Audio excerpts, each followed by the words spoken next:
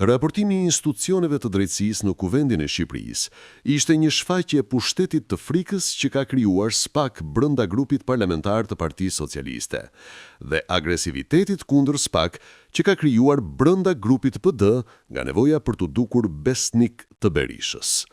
Dhe kjo më së miri reflektohej në reagimet ndaj kreut të SPAK, Altin Dumani. Kjo nuk ishte lidhje me raportin e Dumanit, por me hallet e tyre. Raporti i Altin Dumanit ishte një përmbledhje komunikata shtypi me statistika që përpiqen të fshehin problemet reale përmes shifrave, duke trajtuar drejtësinë me përqindje si realizimi i planit të grurit dikur. A thua se nëse ke bërë 65% drejtësi dhe 35% pa drejtësi, je mirë me planin. Në disa nga pikat ku SPAK ka krijuar probleme, siç janë dhunimi i kodit të procedurës penale për paraburgimet, sekuestrimet e pasurive në fazën fillestare, apo propaganda në media me sekretet hetimore, ai ju shmang përgjigjeve duke folur me përqindje që nuk thon asgjë. Nuk pati asnjë reflektim për çështjet që kanë shkuar deri në Strasburg nga SPAK dhe janë humbur, duke dëshmuar natyrën represive të këtij institucioni. Gjykata Evropiane kanë dëshkuar paraburgimin e Thoma Gelçit dhe bastisjen e Lapsi.al.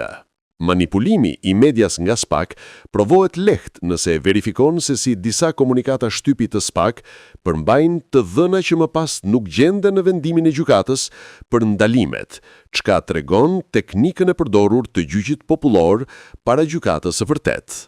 Skandali i përgjimit të antarit të gjykatës kushtetuese me procedura jo ligjore kalon si statistik, pra është ajo përqindja jo e mirë. Rrëmbimi i telefonave pa vendim gjykate dhe leximi i gjithë përmbajtjeve të tyre pa vendim gjykate, duke shkelur të drejtat themelore të njerëzit, kalon pas një vëmendje. Përballë kësaj qasjeje sipërfaqësore nga një institucion shumë i rëndësishëm i drejtësisë shqiptare, ti shikoje një jargavitje të neveritshme të Partisë Socialiste që rrezatohet tek portreti i menduar i Ulsi Manjës me gishtin mbështetur në tëmtha dhe pyetjes retorike të Zengjines, si shpjegohen gjithë këto arritje, dhe një agresivitet i padenj i opozitës së Berishës, e cila ndryshe nga PS donte t'i binte në sy Berishës e jo Dumanit. E kuptoj që Partia Socialiste ka probleme serioze me korrupsionin. E kuptoj që shumë funksionar të lartë të saj dhe deputet nuk duan të kenë punë me SPAK, edhe për arsye se SPAK ka demonstruar që vepron bazuar edhe mbi mlefe personale. Por digniteti një partie në pushtet nuk mund të bjerë në atë nivel përballë një përfaqësuesi të lartë dhe nga më të rëndësishmit të institucioneve të drejtësisë. Altin Dumani ka plot arsye të lavdrohet.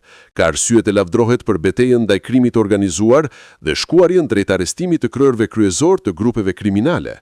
Ka arsye të lavdrohet që është i pakapur nga grupet kriminale dhe nga trafiku i drogos dhe ka forcuar këtë betejë. Por nuk më duket se ka arsye t'i qahet halli, a u ndjej i rrezikuar nga një protestë simbolike të mbështetësve të Veliajt para SPAK gati një vit më parë. Ndërkohë që çdo 2 javë ka një protest para SPAK nga mbështetësit e Sali Berishës dhe një të sharë me libërshpije prej tij, dhe hesht sikur nuk ndodh asgjë. Pra ata janë të lirë ta lavdrojnë Altin Dumanin nëse kanë frikë personalisht ose nëse kanë respekt për të, por nuk mund të injorojnë standardet që ka prodhuar në drejtësinë shqiptare politika klienteliste e SPAK dhe mungesën brutale të ndjeshmërisë ndaj procedurave ligjore dhe të drejtave themelore të njerëzit. SPAK ka krijuar standarde aq të shumëllojshme hetimi dhe qëndrimesh publike, sa pas ikjes së Dumanit do të duhet të gëjmë një klasifikim se kush është prioriteti i hetimit në Shqipëri lidhur me korrupsionin dhe krimin organizuar, pasi kemi shembuj aq të pangjajshëm hetimi dhe ndëshkimi, sa po t'i bësh bashkë të gjithë, të krijohet një fjalë kryq i pasgjithshëm i rezultateve që la pasaj përveç luftës ndaj grupeve kriminale. Dhe partia në pushtet duhet të mbajë qëndrim ndaj kësaj historie, pasi reforma në drejtësi është betejë për standarde dhe prioritete. Ndaj kemi krijuar prokurori speciale dhe gjykatë speciale. Se ndryshe, prokuroria e përgjithshme është shumë më profesionale dhe më e qartë se këta, përveç se edhe më pak arrogante e politike. Por mbi të gjitha, jargavitja e deputetëve socialist para Dumanit, edhe pse mund të jetë nga frika dhe nga halli i tyre, i jep shumë argumente betejës pa argumente të PD-s që e kuan Dumanin shtojc të PS-s dhe Edi Ramës, çka nuk është vërtet. Dhe dje kjo ka qenë një harmoni vrasëse. Agresiviteti pa lidhje i PD-s, të cilët i flisnin Dumanit që të dëgjonte Berishën, dhe jargavitja e PS-s nga ana tjetër, në fakt e dëmtonin më shumë SPAK se sa të kritikonin të dy palët, pasi kështu, siç ndodhi, duke i vërtet sikur këta të PS-s e kishin engjëll mbrojtës dhe ata të PD-s armik. Nga ana tjetër, ky qëndrim i neveritshëm të dy palëve binte në kontrast me vëmendjen ndaj kryeprokurorit Olsian Cela, i cili në raportin e tij ishte shkuar në zemër të instruksionit të tij dhe shfaqi një kompetencë profesionale të admirueshme në debatet me deputetët, duke treguar plagët që vuan drejtësia shqiptare. Hetimi, paraburgimi, shthurja e autoritetit të prokurorëve lokal, të cilët, në fakt, përpiqen të imitojnë të gjithë prokurorët e SPAK. Ai ishte nda ata të paktët. Ai ishte ndër të paktët që pati një qasje jo vetëm profesionale për detyrën e tij, por edhe një kulturë juridike për të cilën ka nevojë Shqipëria në këtë fazë. Kur drejtësia e vjetër që u përpoqëm tash bëm, është rikthyer në formën e drejtësisë së re, por më arrogante, më e shtrenjtë në korrupsion, më politike dhe mbi të gjitha, më jo profesionale.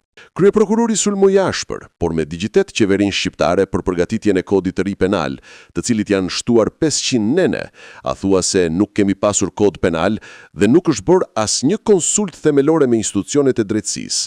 Ai sulmoi gjykatën e lartë për inkurajimin që i bën paligjësisë dhe prirjeve decentralizuese të prokurorëve të shkallës së parë në përrethe, që të ankohen ndaj prokurorëve të apelit në gjykatën e lartë apo të ankohen në ambasada.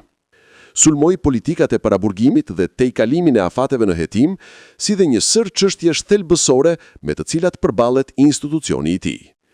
Për të gjithë ata që napton nuk janë qartë. Prokuroria e përgjithshme është ajo që heton dhe çon për gjykim çdo çështje të çdo qytetari shqiptar. Është ajo me të cilën përballet shoqëria shqiptare. SPAK-o është prokurori speciale dhe merret vetëm me krimet e rënda dhe korrupsionin e zyrtarëve të lartë.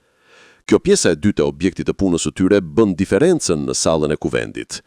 Ata që janë aty për hallet e popullit, në fakt duken që janë vetëm për hallet e tyre, pasi njëra palë sulmonte Dumanin se i ka prekur babën dhe Edi Ramën, dhe tjetra palë e vuri në siklet me lavdërime, me shpresë se me që i ka dalë fjala që është i ashpër, do t'i ketë kujdes me që e lavdëruan. Frika e deputetëve të shumicës ndaj Dumanit tregon pushtetin okult të Republikës së SPAK mbi politikën dhe gjunjëzimin e shumicës në pushtet ndaj kësaj republike jo legjitime në vend. Mjafton të shikosh debatet mes kryeprokurorit Olsian Cela dhe Altin Dumanit me deputetët, edhe të kuptosh se halli i deputetëve nuk janë problemet e prokurorisë që shtroi kryeprokurori Olsian Cela, por si t'i lëpihen apo t'i vërsulen Altin Dumanit në varësi të halleve të tyre. Dhe kjo tregon që në vend që të bënim një drejtësi për qytetarët e thjeshtë, e cila, siç dukej nga reagimet e kryeprokurorit, ka shumë probleme, kemi bërë një republikë të SPAK, që ka gjunjëzuar shumicën dhe bën shfaqje banale në kuvend që të sjellin zorrat në fyt.